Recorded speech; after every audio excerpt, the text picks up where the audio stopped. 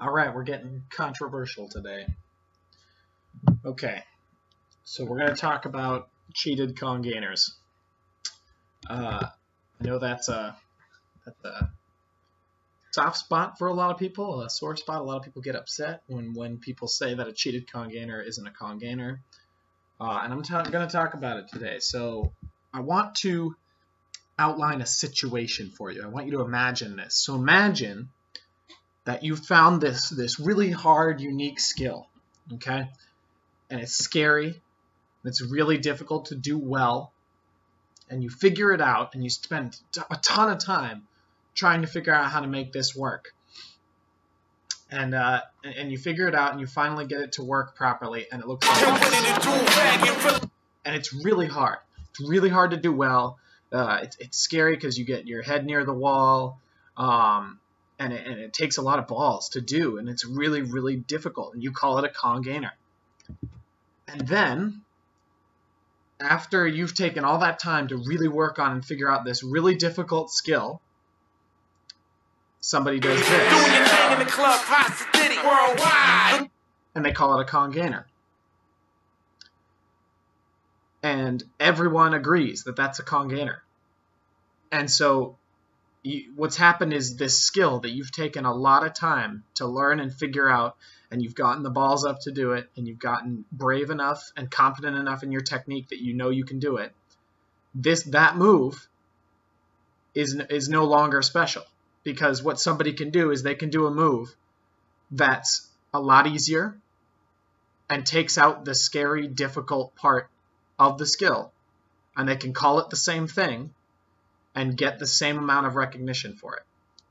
Now, I'm not saying that parkour and free running is about recognition or it's about, anything like that. But when you take a skill that's as difficult as Kong gainer and as complex and as dangerous as Kong gainer, and then you take a skill that's not nearly as difficult, complex, or dangerous, and you call them the same thing, you take away from how impressive it is to do a Kong gainer. Because what you end up with is there's no increased value in learning to do it properly, because you can get away with doing it wrong. You can do it wrong and do it not scary and do it not hard, and it's basically the same in everyone's eyes. And that is very frustrating to people who have taken the time to truly learn and figure out how to do this really, really difficult skill. Now, I'm not saying that you shouldn't be allowed to do a cheated Kong gainer, but it shouldn't be called a Kong gainer. It should be called something else.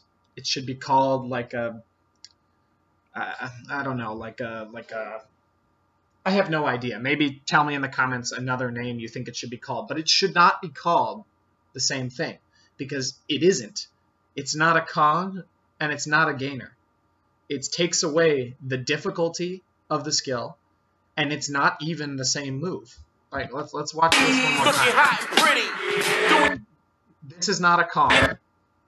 This is a speed vault. This is not a gainer. That's a horizontal rotation. But most people would say, yeah, it's a Kong gainer. It's a cheated Kong gainer, but it's a Kong gainer. But it's not. It's not a Kong or a gainer, and it's not difficult, and it's not scary. It's really easy. You can't mess it up. You can't do it wrong. You can't bonk your head because your head's not even going over the thing. It's not the same skill. It's not the same level of skill, and it shouldn't be called the same skill. So that is my opinion and reasoning on why I dislike cheated Kong gainers. And one of the things I'm very afraid of is there's a clip recently of a free runner doing a cast gainer, what they called a cast gainer. That was not, it was the same idea as this. It was not a cast gainer. It was a cast to a diagonal pimp flip thing. But they called it a cast gainer, and everyone on social media agreed that it was a cast gainer. And I do not want the same thing that has happened to Kong gainer to happen to cast gainer, where you take a skill that's incredibly difficult and hard to figure out, and it takes time and practice and technique, and you do an easier version of it, and everyone considers it the same thing. It takes away from the people that have taken the time to really figure out the skill. So tell me what you think about that. Have a discussion in the comments. Don't yell at each other. But talk about it, because I really want to try to get everyone on the same page and call this something different. Call a cheated Congainer something else, so that people that actually learn Congainer correctly and do it well can get more respect for that skill, because it's a harder skill than a cheated Congainer. It's way harder. It's a million times harder. And it deserves that kind of respect.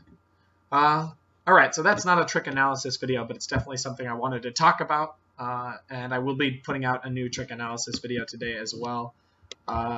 So yeah, see you guys in the next video.